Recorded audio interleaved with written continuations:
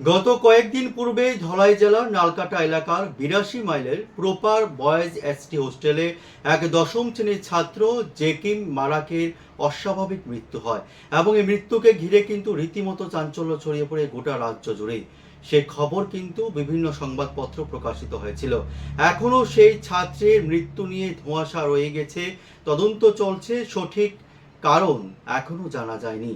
এই সমস্ত বিষয় খতিয়ে দেখতে আজ উপজাতি কল্যাণ দপ্তরের মন্ত্রী বিকাশ দেববর্মা সহ অন্যান্য আধিকারিকরা আজ সেই হোস্টেলটি পরিদর্শনে যান।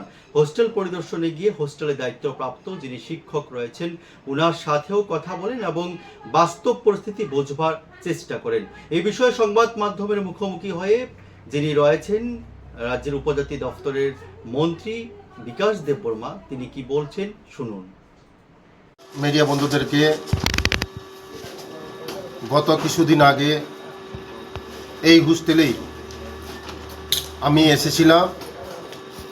আসার 2-3 দিন পরেই একটা ছেলে ক্লাস 10-এর ছেলে জাকিম মারাক একটা স্টুডেন্ট এই ৮২ মাইল হোস্টেল বয়েজ হোস্টেলের মধ্যে সুইসাইড করেছে। তার জন্য শুনে আমি থাকতে পারি নাই। সুইসাইড করার 2-3 দিন আগেই আমি এসেছিলাম, তাদের সঙ্গে দেখা করেছিলাম। কারণ এখানে আমাদের জনজাতি ছেলেরা হোস্টেলে থাকে মতলব তাদের ভবিষ্যৎ গড়ার জন্য, দেশ গড়ার জন্য, জাতি গড়ার জন্য, নিজে প্রতিষ্ঠিত হওয়ার জন্যই এই হোস্টেলে থাকে। হোস্টেলে যদি থাকে ছেলেমেয়েরা ভালো পড়াশোনা হয়, শিডিউল মতন পড়াশোনা হয়, সব কিছু মেনটেন হয়। তার জন্য কি কারণে যে এই ছেলেটা মারা গেল এটা আমার মনের মধ্যে আমি মানতে পারি নাই। তার জন্য আজকে এসেছি। আমি চাই এই ছেলেমেয়েরা আগামী ভবিষ্যতের জন্য, তারা আমাদের ভবিষ্যৎ, তারা এই দেশের জন্য কাজ করবে, জাতির জন্য কাজ করবে, দেশের সম্পদ হবে। আজকে আমি আরেকবার তাদের সঙ্গে দেখা করানো এসেছি। তাদের সঙ্গে আলোচনা হয়েছে, সব খোলামেলা আলোচনা হয়েছে তাদের সঙ্গে।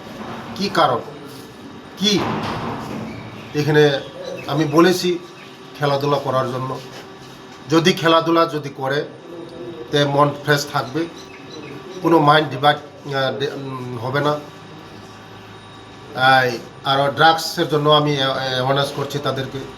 ড্রাগস যদি নেওয়া হয়, ড্রাগস খুব ক্ষতিকারক নেশা। এটা ড্রাগসের মাধ্যমে আমাদের এসআইভি পজিটিভ হয়। ড্রাগস যেমন না নেওয়া হয়, তাদের সঙ্গে আলোচনা হয়েছে, তারা কোনো দিন ড্রাগস নেবে না। এখন আগামী দিন তারা সুন্দর ভবিষ্যৎ গড়বে। যা হয়েছে তো এটা হয়েছে, এটা আমাদেরও দুঃখ, ওনাদেরকে আর পাবো না। যে ছেলেটা সুইসাইড করেছে আমরাও দুঃখ, কারণ এমন যেমন না হয় আগামী দিন। তাদের সঙ্গে আমি বলেছি সুপারকে ডেলি তাদের সঙ্গে ক্লাস নেওয়া, তাদের সঙ্গে আলোচনা করা, তাদের মনের কথা বোঝা। এটাই আমি সুপারকে বলেছি, আগামী দিন যেন এই ধরনের আর না হয়। থ্যাংক ইউ, ধন্যবাদ।